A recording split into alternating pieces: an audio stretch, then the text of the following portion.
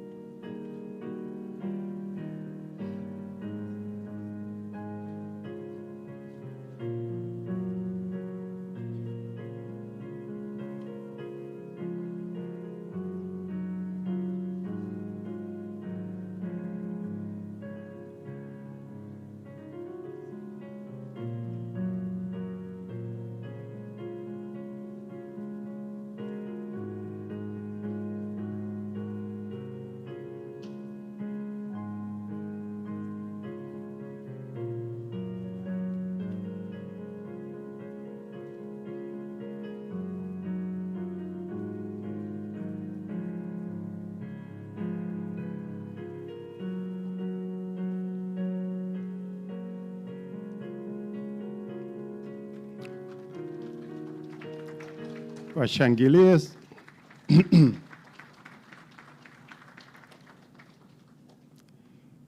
Asante sana, asante sana. Mkataba wa pili utakuwa ni mkataba wa uwili kati ya serikali ya Jamhuri ya Muungano wa Tanzania na serikali ya Jamhuri ya Kenya kuhusu upembuzi yakinifu kwa ajili ya mradi wa ujenzi wa bomba la gesi asilia kutoka Dar es Salaam hadi Mombasa, Kenya. Na watakao saini mkataba huu ni Mheshimiwa Waziri wa Nishati, Mheshimiwa Deogratius John Ndejembi, na pia Mheshimiwa Waziri wa Nishati na Petroli kutoka Kenya, Mheshimiwa J. Opiyo Wandayi.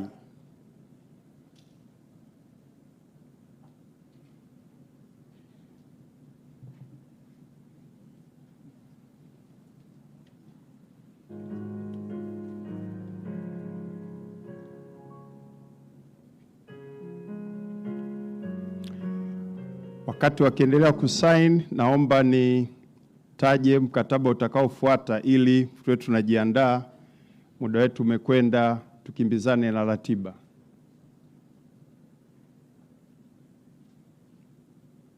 Mkataba wa tatu utakuwa ni kati ya serikali ya Jamhuri ya Muungano wa Tanzania na serikali ya Jamhuri ya Kenya kuhusu usaidizi wa kisheria katika masuala ya jinai.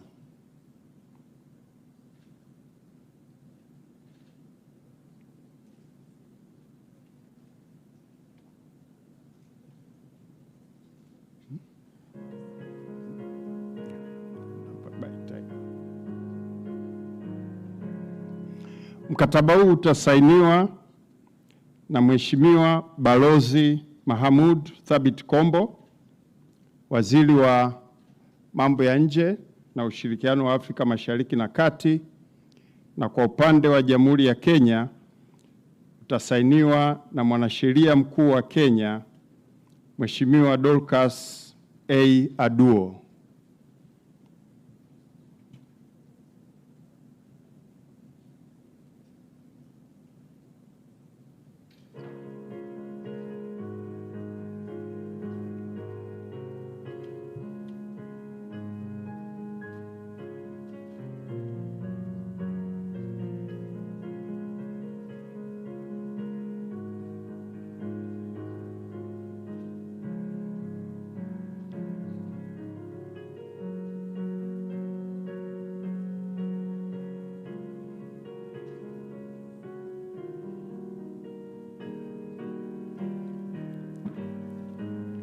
Washangilia wakati wakituonyesha nakala za mikataba hiyo.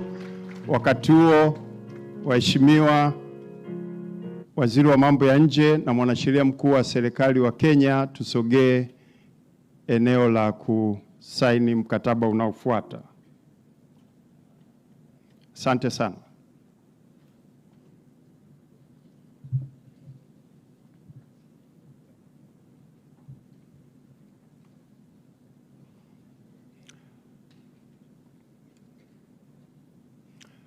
Mkataba wa 4 utakuwa ni hati ya makubaliano kuhusu masuala ya kilimo kati ya serikali ya Jamhuri ya Muungano wa Tanzania na serikali ya Jamhuri ya Kenya.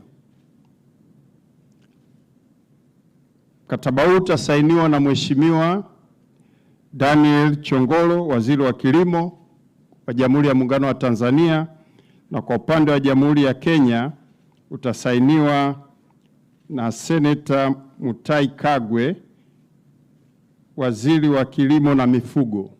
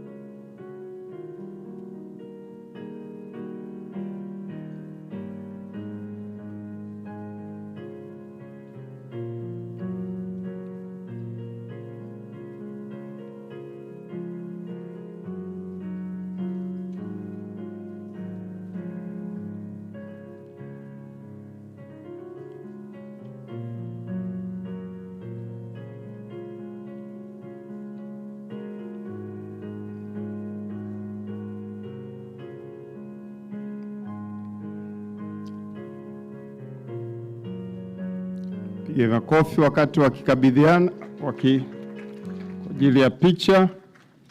Wakati huo Mheshimiwa Waziri Chongolo sogee pale mbele, na Mheshimiwa Waziri Kagwe wa Kilimo na Mifugo kutoka Jamhuri ya Kenya sogee pale mbele.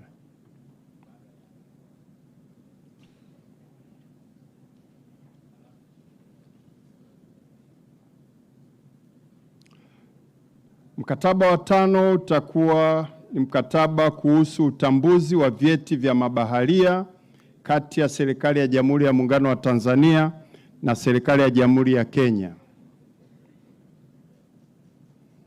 Mkataba huu utasainiwa na Bwana Mohamed M. Salaam, mkurugenzi mkuu wa shirika la wakala wa meli Tanzania,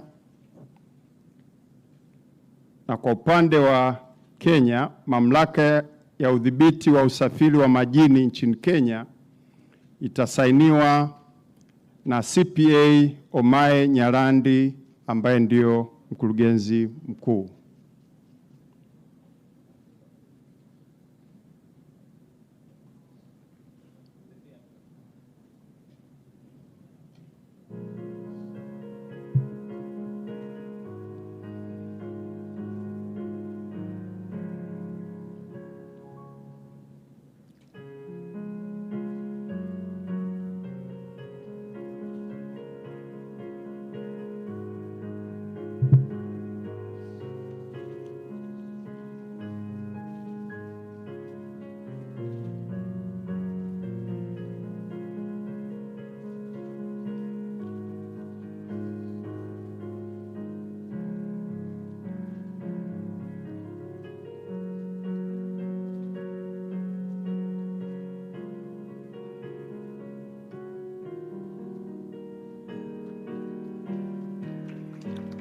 Asante sana.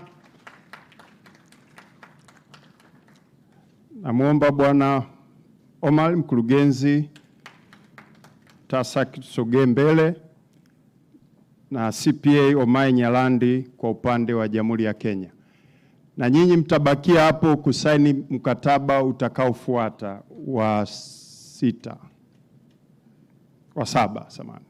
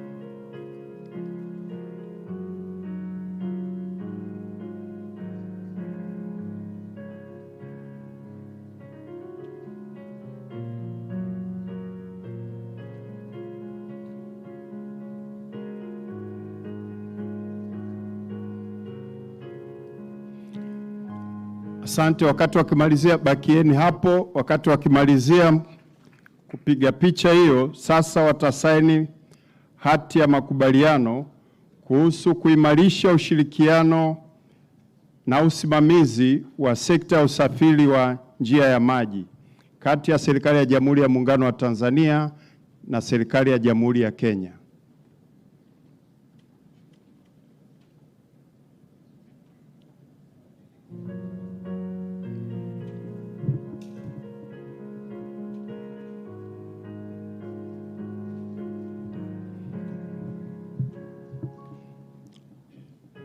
Wakati zoezi hilo likiendelea, hati itakayofuata kusainiwa itakuwa ni hati ya makubaliano kuhusu ushirikiano kati ya Taasisi ya Viwango Zanzibar na Shirika la Viwango la Kenya.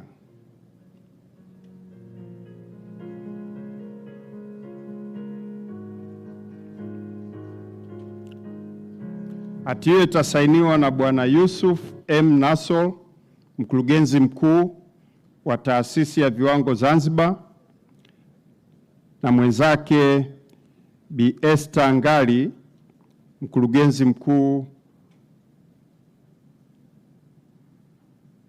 wa Shirika la Viwango la Kenya.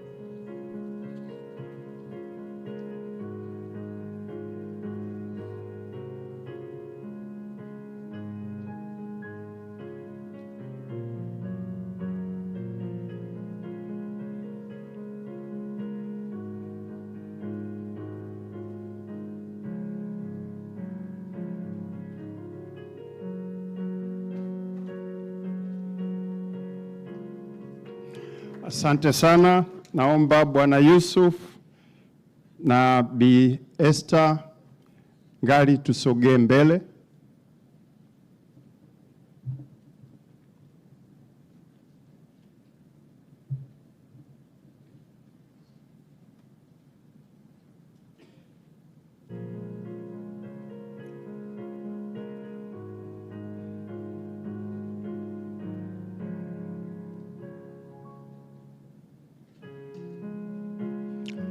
Na mkataba wetu wa mwisho kusainiwa utakuwa ni hati ya makubaliano kati ya vyuo vya utumishi wa umma Tanzania na Kenya kuhusu kujengeana uwezo kwenye masuala ya utumishi wa umma.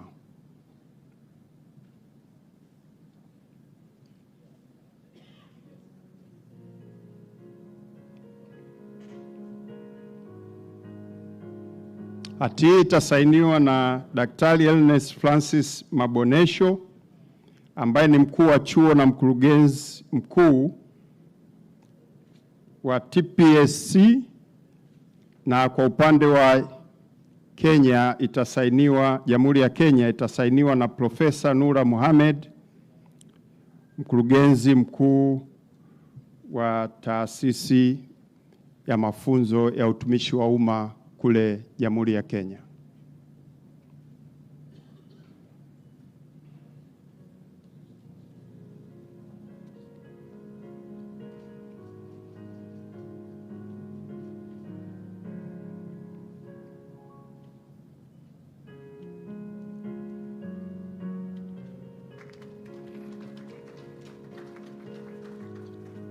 Asante sana. Niwaombe Dr. Mabonesho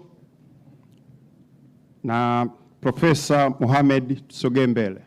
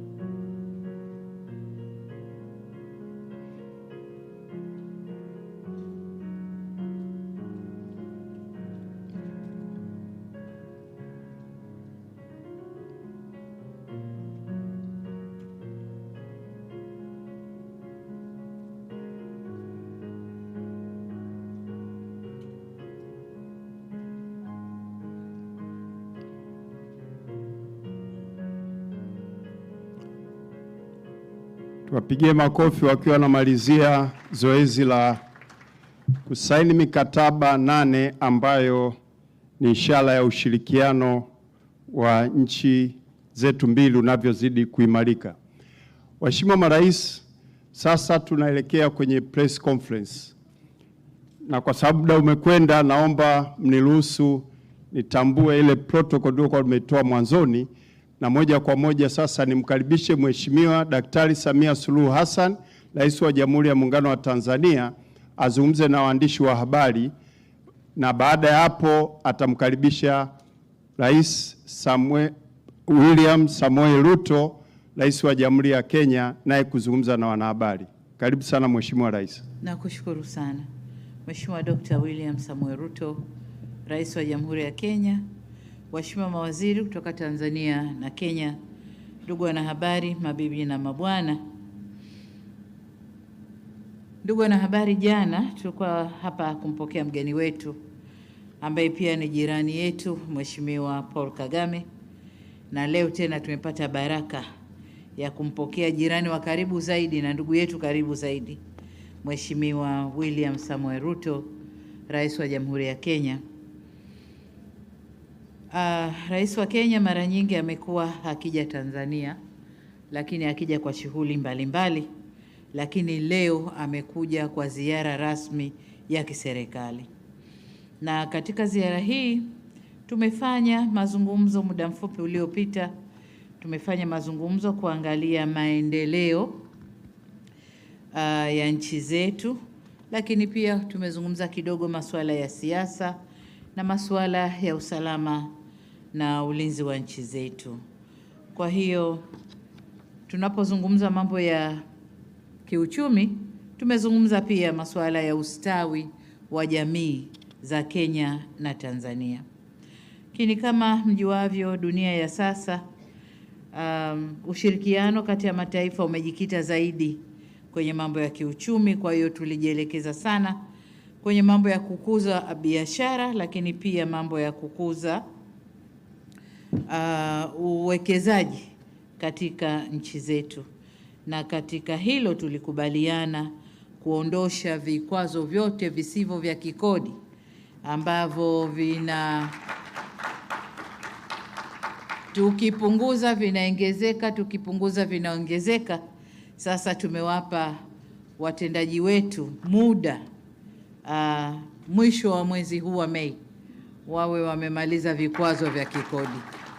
Kwa hiyo hilo ndio moja tu. Lakini la pili, tume zetu za pamoja au kamati za pamoja za biashara, Joint Trade Committees, zikae mara kwa mara kuzungumza masuala ya biashara na kuhakikisha hakuna vikwazo vipya vinajitokeza kwenye mambo hayo.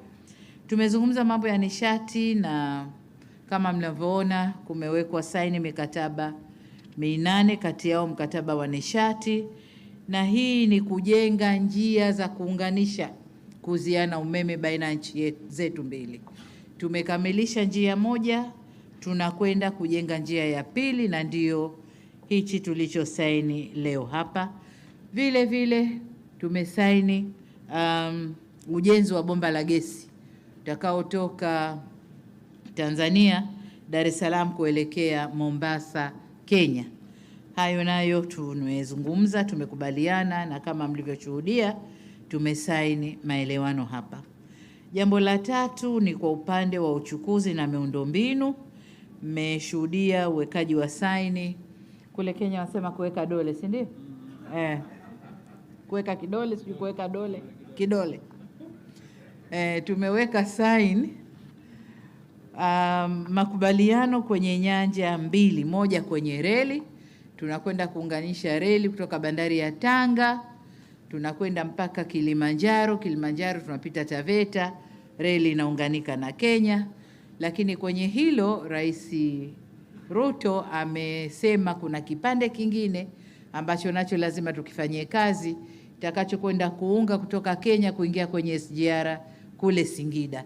Kwa hiyo nayo tutakwenda kuifanyia kazi.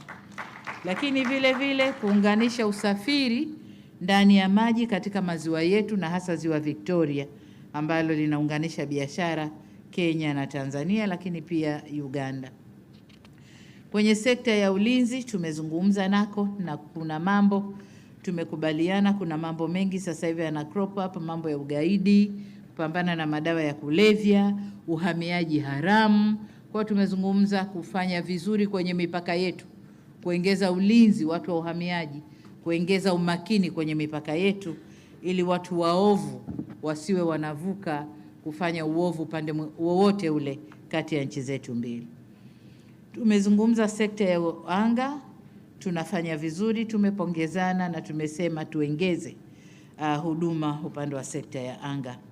Lakini kwa upande wa kilimo na biashara ya mazao, tuliwaambia ndugu zetu Kenya, Tanzania ni wakulima wazuri, tuna akiba ya kutosha ya mahindi, na tutakapovuna mavuno haya akiba itaongezeka zaidi. Kwa hiyo tumeomba wafanya biashara Kenya waje wanunue kutoka kwa wakala wa taifa wa chakula, waje kununua mahindi ili waende kufanya biashara. Lakini pia ikiwezekana tuwe na mpango wa serikali kwa serikali kuuziana ili nchi zetu zinufaike. Upande mwingine tumezungumzia, na sisi Tanzania tumependekeza kushirikiana kwenye mambo ya tehama. Tehama, watu wa Kenya sijui mnasema nini, ICT. Kiswahili tehama Tanzania ni ICT. Innovation kwa vijana wetu ambao wako very much talented na wako rahisi kuingia kwenye mambo ya tehama, basi tuwafundishe, tuwe na ecosystem moja ili vijana wetu wakue vyema, na sio kama ilivyo sasa hivi. Sasa hivi ukiingia kwenye mitandao, Mheshimiwa Rais, la fujo, wanatutukana wenyewe, lakini afu wana cross kutukanana. Kwa hiyo tuingie huko tuwafundishe mazuri badala ya kutumia ICT kwa mabaya. Mwisho kabisa, nilimshukuru Mheshimiwa Rais kwa kutupa heshima ya kuweko hapa yeye na delegation yake, na kwamba kuja kwake tumefungua mambo mengi. You know, these high level visits zikiwepo nafungua mambo mengi. Tumefungua mambo mengi, na ni matarajio yetu kwamba timu zetu za wataalamu zitakwenda kuyafanyia kazi mambo yote tuliyozungumza, ili kufungua baraka zaidi, biashara zaidi, uwekezaji zaidi, lakini uelewano zaidi kati ya nchi zetu. Sasa tupokuwa tunaongea ndani kule, nilimbana Ruto, kaambia umekwenda kutangaza refinery Tanga, mbona mimi sijui? Hasa atasema mwenyewe pale kwa nini katangaza. Mheshimiwa Rais, karibu sana.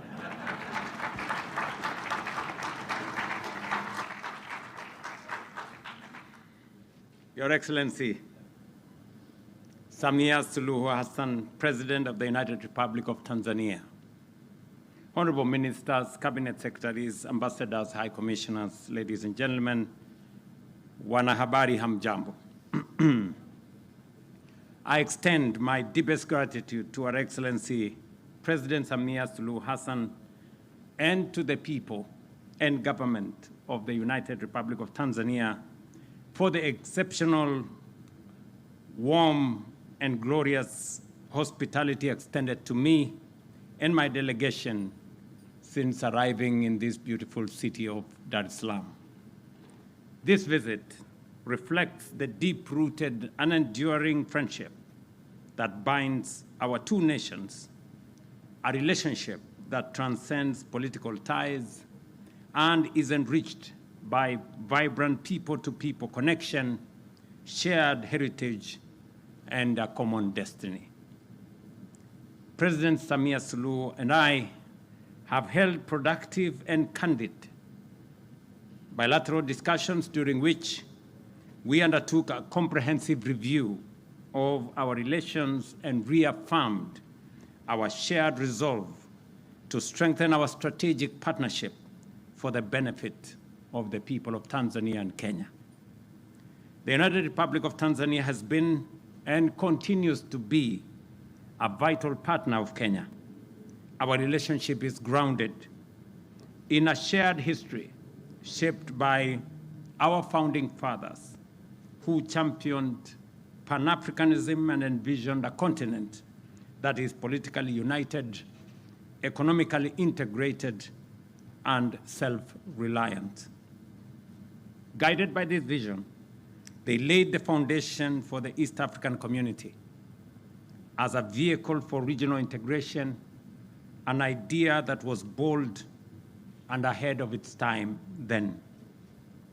Despite challenges along the way, our bilateral relations have remained resilient, vibrant, and wide-ranging, anchored in our shared commitment to sustainable development and shared prosperity. We noted the progress made under the Joint Commission for Cooperation, which has held 4 sessions since its establishment in 2009 and continues to serve as a vital framework for collaboration in trade, agriculture, education, and other key sectors. We look forward to the 5th session later this year. President Samia Suluhu has confirmed to me, and I agree with her, that it is important that there are regular sessions of the Joint Commission on Cooperation. The last session was held in 2021, which is a while ago. That does not reflect a very vibrant engagement. And I agree with President Samia Suluhu that our officials should make the engagements regular so that we can deepen and widen the bilateral relations between our two countries for the mutual benefit of our two peoples. To further strengthen our cooperation, we have signed right here 8 key instruments covering energy, legal cooperation, agriculture, railway development, public service, capacity building, maritime cooperation, certification of standards for seafarers, and harmonization of standards. We especially welcome the continued growth in bilateral trade, which reached $860 million in 2025, reflecting expanding opportunities and strong economic complementarities between our two nations. I did inform my sister, President Samia Suluhu, as I do the great people of Tanzania, that Kenya needs Tanzania as much as Tanzania needs Kenya. We are one people with a common destiny. There was a time that trade between our two countries was in favor of Kenya. Today, the story is very different. The trade between our two countries is balanced. 2 years ago, Tanzania exported more to Kenya than we did export to Tanzania. Today, 1 year, the surplus is on the Tanzanian side. Another year, the surplus is on the Kenyan side. That tells us the relationship between Tanzania and Kenya is mutually beneficial. And that means we should work on creating more synergy, creating more bridges, not barriers, creating more stepping stones, not roadblocks, for the peoples, the business people, entrepreneurs, investors, for our two countries to thrive. I want to repeat, as I did to my sister, President Samia Suluhu, we need each other. The sooner we realize that, the sooner we avoid the unnecessary suspicion between our two countries. It is not helping anybody. It is making all of us weaker. For Tanzanians, you have brothers and sisters in Kenya. And for Kenyans, we know we have brothers and sisters in Tanzania. And that is what should inform, and that is what should guide our relationship. On tourism, we underscored its importance as a key driver of growth, foreign exchange earnings, and employment.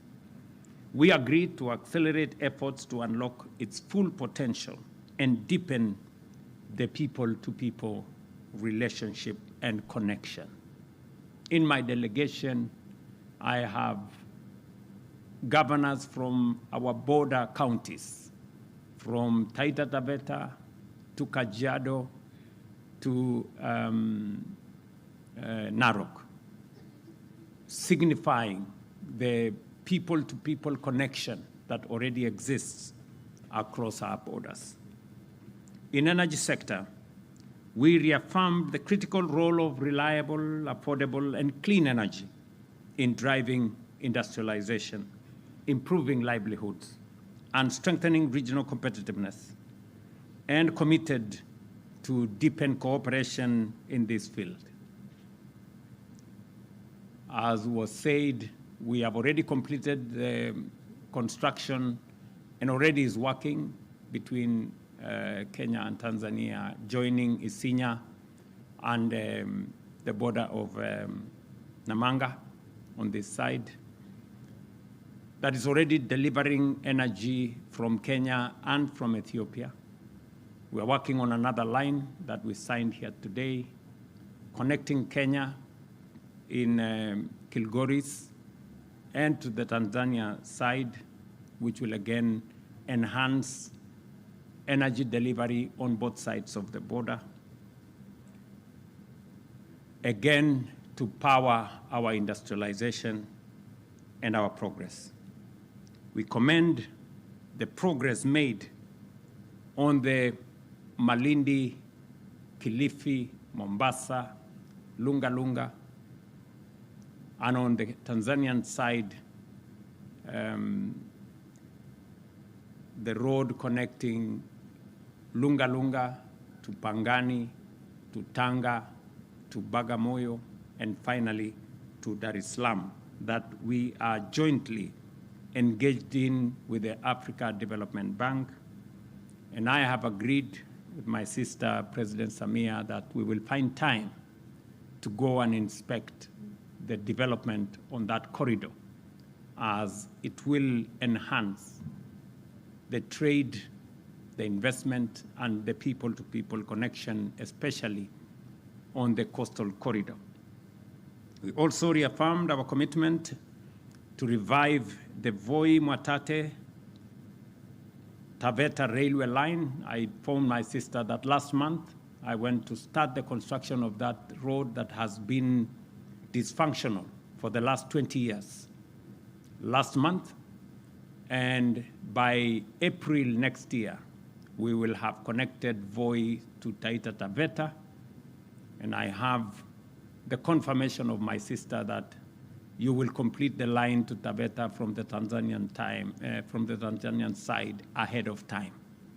I have requested that that road should also be connected to Singida so that we can find a transport corridor joining your SGR all the way to Burundi. That will unlock the full potential of the East African community, connecting Kenya, Tanzania, Burundi, and beyond. On boundary affirmation, we commended the progress made with 564 kilometers of the 778 kilometers boundary already completed, and commit to finalize the remaining work ahead of the African Union deadline in 2027. We also received regional security challenges, and we also reviewed regional security challenges and reaffirmed our commitment to enhance cooperation to ensure that our shared borders remains zones of peace, stability, and opportunity, and agreed that we should bring back the Ujirani Mwema framework, that helped public officials on both sides of the border to better manage the border so that we can keep away criminals, terrorists, drug traffickers, trade, and business between our two countries. As founding members of the East African community, we reaffirmed our unwavering commitment to advancing regional integration and working together to realize the full potential of our community. We also noted that as our global supply chains continue to shift, our region is well positioned to emerge as a competitive hub for production and investment. To realize this potential, we must deepen our regional integration and pursue coordinated strategies that enhance our collective competitiveness. And on this note, allow me to explain our discussion on Tanga as a refinery, as a place of refinery. Nimeambiwa ya kwamba tangazo letu kwamba tujenge refinery pale Tanga imewakera kiasi. Lo, ningejua ningetangaza hiyo refinery ijengwe Mombasa. Because the building of a refinery is a big opportunity. Big opportunity to business, big opportunity for industrialization, big opportunity for petrochemical industries, fertilizer industries, plastics industries. And when I had a conversation with President Museveni, our discussion was about how to industrialize our region using our resources, that our oil resources, our mineral resources, our agricultural resources should be used to industrialize our region. It is my belief, and that of the leaders in our region, that whatever raw materials we have, be it natural resources, energy resources, should be used for the industrialization of our region so that we can create wealth here. We can create jobs here. We can expand opportunities here. We can have industries here. The good people of Tanzania, you are lucky that we are discussing how to build a refinery in Tanga. It is an investment that the government of Kenya is willing to invest. The government of Uganda is willing to invest. You have heard, I'm sure, my good brother Paul Kagame, I'm told, said yesterday they are willing to invest. And many other countries are willing to invest. I hope Tanzania is also willing to invest.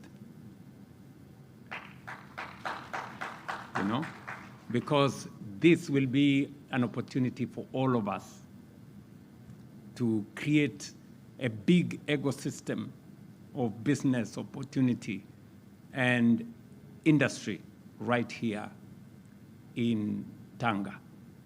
And I say so knowing very well that from Tanga to Mombasa is only 190 kilometers. And since we already have a pipeline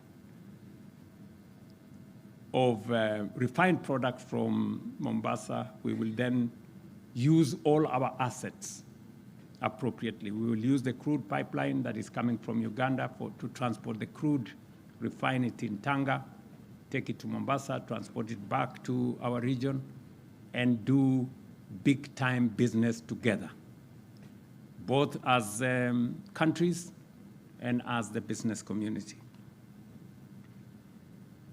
I am also looking at the opportunity for us as we discuss Tanga as a place to refine our products. We are looking at where also we are going to position the place for us to process our minerals. It is not tenable anymore for us to export raw materials.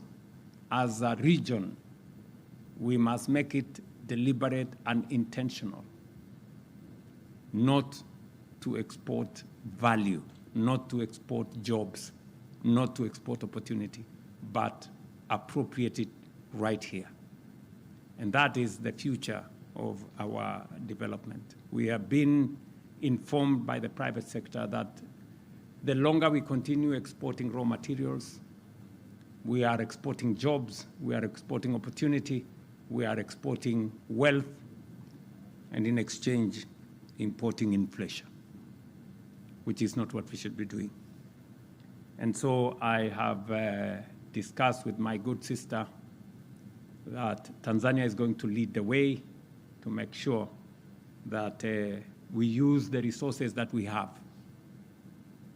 the oil that we have in Uganda, the little oil we have in Kenya. I am sure South Sudan is going to come on board. Already you have heard Rwanda is coming on board, because we all realize that it's time for us to use the resources that we have to industrialize our region. It makes absolutely no sense for us to export crude oil to all manner of places, and then we go struggle import finished product with the challenges in the Strait of Hormuz and all the other places. It makes absolute no sense for us to do that.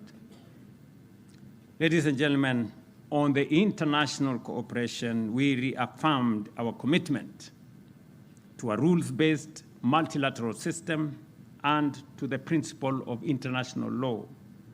We recognize the global challenges that are with us, from climate change to health crisis, that all these require collective action and strengthen, therefore, our resolve for international cooperation, starting with us as East Africans.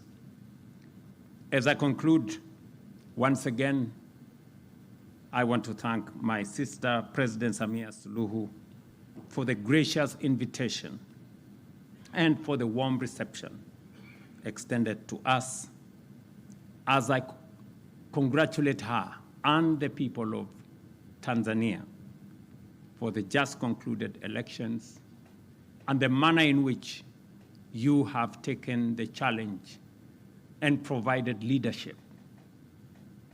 The commission that was set up to look at the issues that happened after the elections is an act of leadership. And Madam President, on behalf of East Africans, we want to congratulate you for providing leadership for Tanzania and our region and making sure that we can resolve all issues that affect us within our borders. You have the support of all of us as you seek to resolve all the issues and make sure that we continue to have a region that is peaceful, that is stable, and that gives all of us an opportunity to do that which is very important, to provide opportunities, especially for the young people and all our business people and entrepreneurs. And you have our support and goodwill as we do this together. I can tell you from a position of knowledge that we've been through this as Kenya. And I am very confident that Tanzania has what it takes to also go through this and emerge stronger and firmer as a country. Finally, I am confident that discussions we've held will translate into tangible outcomes for our people, and I urge that our respective teams, as was guided by the President, that all the non-tariff barriers that impede trade between our two countries, we have very clear instructions from our private sector that these non-tariff barriers serve the interests of nobody. And therefore, they should be resolved, as was ably instructed by the President, by the end of this month, so that East Africans can do business, can invest, and can trade without roadblocks and without barriers. Thank you very much, Madam President, for again receiving us in this beautiful city of Dar es Salaam, and I am looking forward to the next few days as I engage with the great people of Tanzania. Thank you very much. I hope I have explained myself enough.